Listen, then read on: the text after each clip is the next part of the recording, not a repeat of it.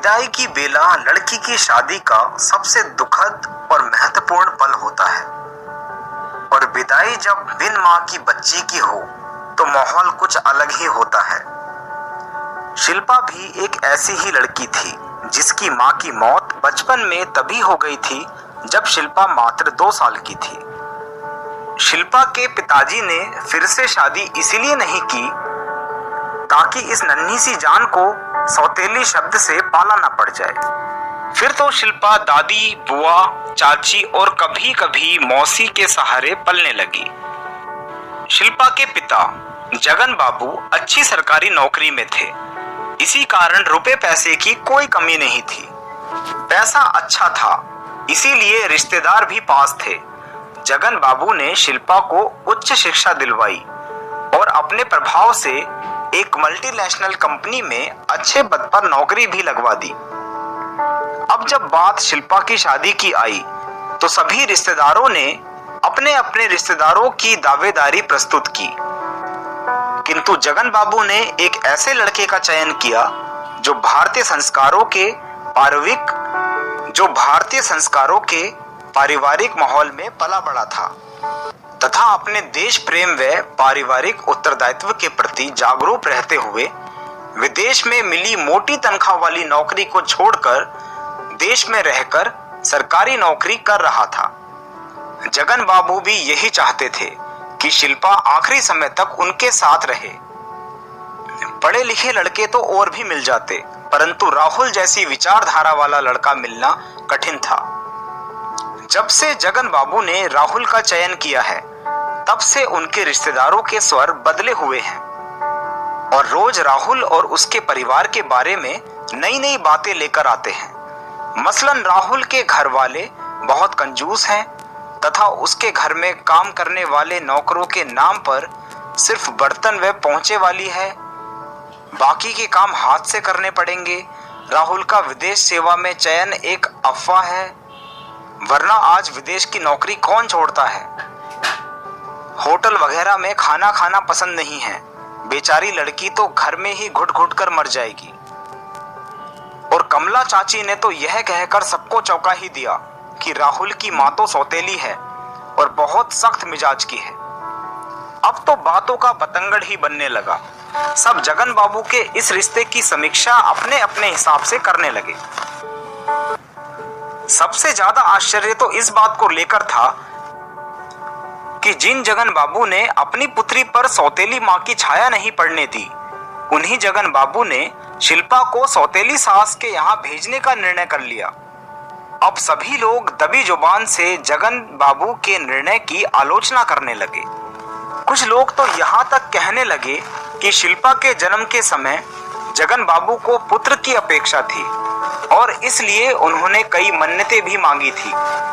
पत्नी को दिए हुए वचन के कारण उन्होंने शिल्पा को रखा था और दूसरी शादी नहीं की और इसी तरह की कई बातें होती रही। शादी में आई शकुन चाची ने तो यहाँ तक कह दिया कि इससे तो अच्छा होता कि शिल्पा को कुएं में धकेल देते या किसी गरीब अनाथ लड़के से उसकी शादी कर देते। शिल्पा के कानों में भी यह बात पड़ी तो वह गुमसुम और उदास रहने लगी। वह खुद पिता के निर्णय को समझ नहीं पा रही थी। इसी कारण विदाई के समय उसकी जबरदस्त रुलाई फूट पड़ी। यद्यपि उसकी सास ने आगे बढ़कर सांत्वना दी और कहा, तुम उस घर में बेटी बनकर आ रही हो और आज से हमारी जवाबदारी भी। पर सभी रिश्तेदारों के चेहरे पर अविश्वास छाया हुआ था। एक तो सास, ऊपर से सौतेली। आज शादी में 7 दिन बीत चुके थे। घर पर आए सभी मेहमान जा चुके थे। कुल मिलाकर घर का माहौल बहुत ही अच्छा था। शिल्पा को सभी में बहुत अपनापन लगा। खास तौर पर घर के कुछ नियम जैसे ब्रेकफास्ट और डिनर सब एक साथ करेंगे और एक दूसरे से अपने पूरे दिन की बातें शेयर करेंगे।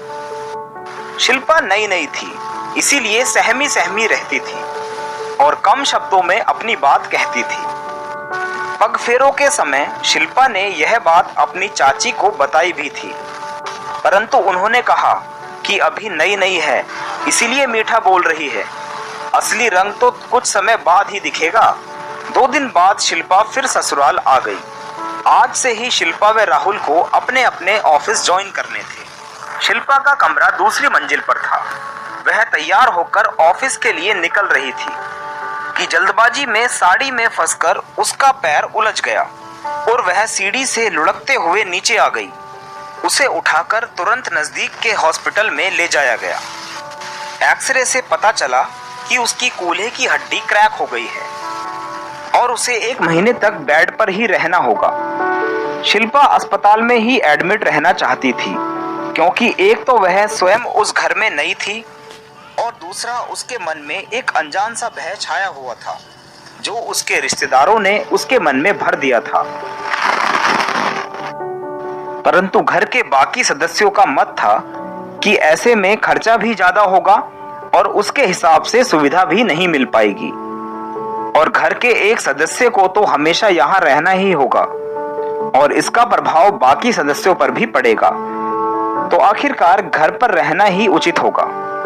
जगन बाबू अपने ऑफिस के काम से किसी दौरे पर गए हुए थे। उन्हें आते आते 3 दिन लग गए। शिल्पा की स्थिति देखकर वे संतुष्ट थे। इधर शिल्पा की सास ने शिल्पा की सारी जवाबदारी अपने कंधों पर ले ली। उसकी दैनिक क्रियाओं से लेकर दवाई, डॉक्टर द्वारा बताई गई एक्सरसाइज, सभी कुछ शिल्पा की सास की जिम्मे थी। शिल्पा भी अपनी सास पर पूरी तरह से आश्रित हो गई। 20 दिन बाद जब शिल्पा को डॉक्टर को दिखाया गया तो उन्होंने प्रगति पर संतोष जताया और धीरे धीरे 5-6 कदम रोज दोनों टाइम चलने की सलाह दी। शिल्पा को चलाने की जवाबदारी भी शिल्पा की सास की हो गई। एक दिन बातों बातों में शिल्पा की सास ने कहा, देखो मेरे यहाँ बेटी का जन्म हुआ है और मात्र महीने भर में ही मैं उसे चलना सिखा रही हूँ। यह सुनकर शिल्पा की आंखों से आंसू आ गए और कहने लगी, सच मम्मी, आपने जो किया है वह शायद मेरी सगी माँ भी मेरे लिए नहीं कर पाती। क्या कहा, सगी माँ?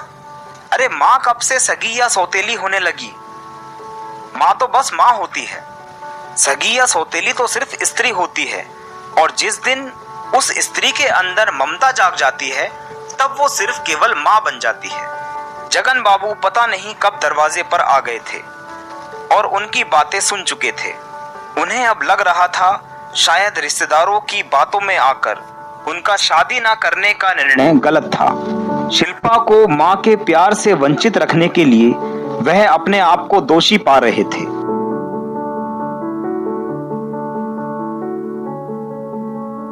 ये थी कहानी माँ तो बस माँ, जिसे आप सुन रहे थे राहुल जजोरिया।